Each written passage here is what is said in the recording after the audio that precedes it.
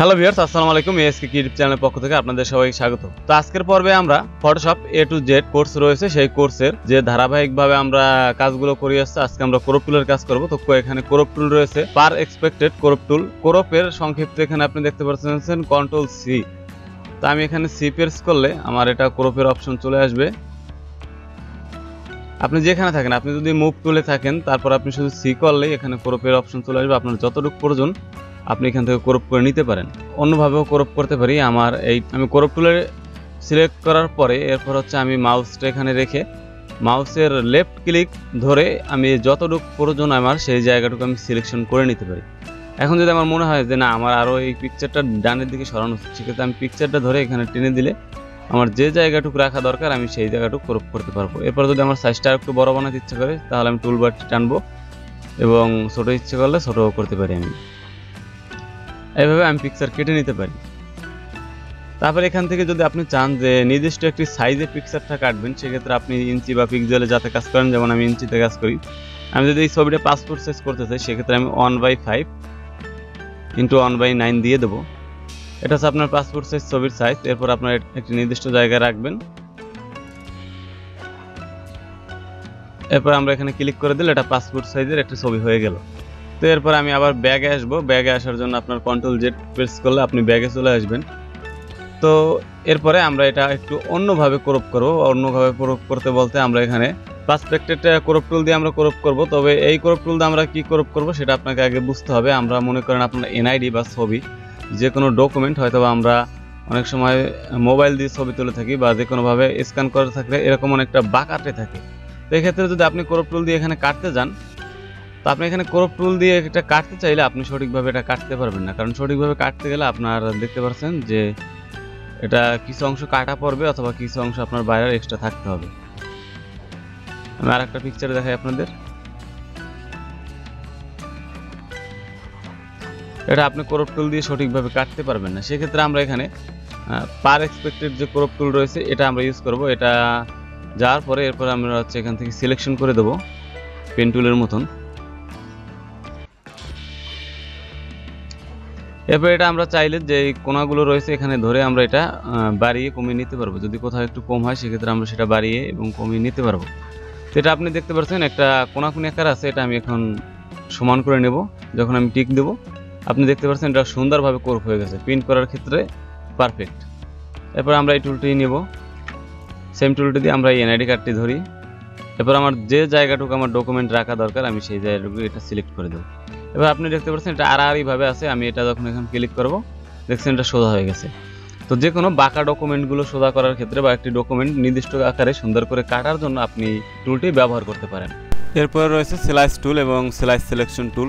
এই টুলের কাজ আমি দেখিয়ে দেবো। এই টুলের মাধ্যমে আপনারা নির্দিষ্ট একটি জায়গায় আপনার ওয়েবসাইট বা যে কোনো কিছু আপনি অ্যাড করে নিতে পারেন। আমি জায়গা সিলেকশন করলাম। এরপর আমি এখানে এডিট দেবো।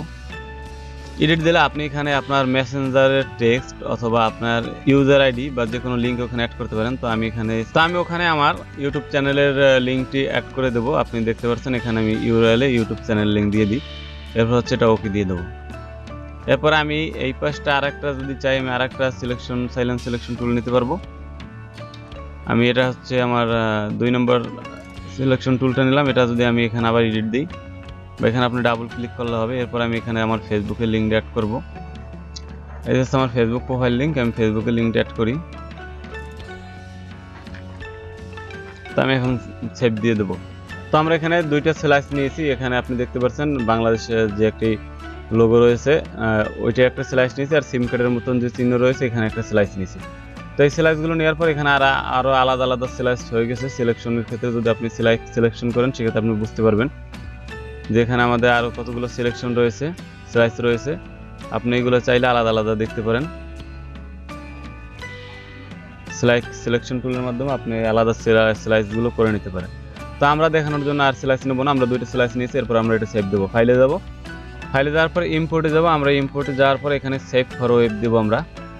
তো সেভ ফর ওয়েবে দিলে এরকম একটা অপশন পাবো। এরপর আমরা এখানে সেভ দিয়ে দেবো। সেভ দিতে গেলে আপনার এখানে ইমেজ অনলি, আপনি এখানে ইমেজ অ্যান্ড এই যে HTML অ্যান্ড ইমেজে ক্লিক করে দেবেন। এরপর হচ্ছে এখানে আপনার ব্যাকগ্রাউন্ড বা আদার্স এগুলো চেঞ্জ করার দরকার নেই, ডিফল্টে এরপরে আপনি এটা সেভ দেবেন। কোথায় সেভ দেবেন? এটা ফাইল আপনার ডেস্কটপে আমি দিয়ে দিই, সেভ।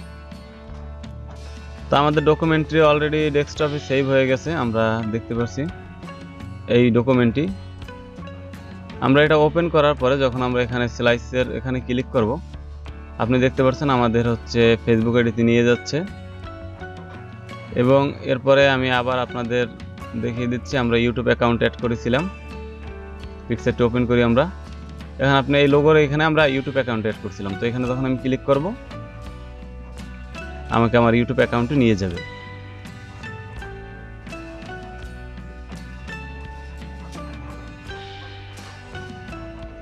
তো আপনি দেখতে পাচ্ছেন আমরা অলরেডি ইউটিউব অ্যাকাউন্টে চলে আসছি। তো হয়তোবা আপনাদের আরো কারো স্লাইস এর সম্পর্কে বুঝতে অসুবিধা নেই, স্লাইস টুলের মাধ্যমে আপনি স্লাইসগুলো করে নেবেন এরকম মার্ক করে। আপনার যেখানে প্রয়োজন হয় আপনি সেখানে স্লাইস করে নিতে পারবেন নির্দিষ্ট একটি জায়গায়। আর এরপর হচ্ছে স্লাইস সিলেকশন দিয়ে আপনি স্লাইসগুলো দেখতে পারবেন যে আপনার কোনটা কোনটা রয়েছে, এবং আলাদা আলাদা সিলেকশন করে বা অল সব সিলেকশন করে আপনি একসাথে কাজ করতে পারবেন। তো এটা হচ্ছে সিলেকশন বা দুটো টুলের একই কাজ। এটার মাধ্যমে আপনারা একটি ওয়েবসাইট বা যে কোনো কিছু ডিজাইন করলে একটা ওয়েব পিকচার বা কভার পেজ যদি আপনি এডিট করেন, সেটার মাধ্যমে আপনি HTML যে লিঙ্কগুলো, আপনার বিভিন্ন সাইডের লিঙ্কগুলো সেখানে আপনি অ্যাড করে রাখতে পারেন, যে আপনার লোগো, ফেসবুকের লোগো থাকতে পারে, ইনস্টাগ্রামের লোগো, যে লোগোর পর ক্লিক করলে মানুষকে আপনি আপনার ফেসবুক পেজ এবং ইউটিউব অ্যাকাউন্ট বিভিন্ন জায়গায় আপনি নিয়ে যেতে পারবেন লিঙ্কের মাধ্যমে। আর পার্সপেক্টিভ ক্রপ টুলের মাধ্যমে ক্রপ করবেন বাঁকা ডকুমেন্টগুলো। আর ক্রপ টুলের বিষয়ে তো আপনি জানেনই। আর এক্ষেত্রে আমরা পাসপোর্ট সাইজ এবং স্ট্যাম্প সাইজ এবং থেরিয়ার এবং টেনার যে ছবিগুলোর স্টুডিওর যে কাজগুলো রয়েছে সেগুলো আমাদের সম্পূর্ণ টুলসের কাজগুলো শেষ হওয়ার পরে আমরা সে বিষয়ে বিস্তারিত আলোচনা করব। তো আজকের ভিডিও এই পর্যন্তই, দেখা হবে পরবর্তী কোনো ভিডিওতে। আল্লাহ হাফেজ।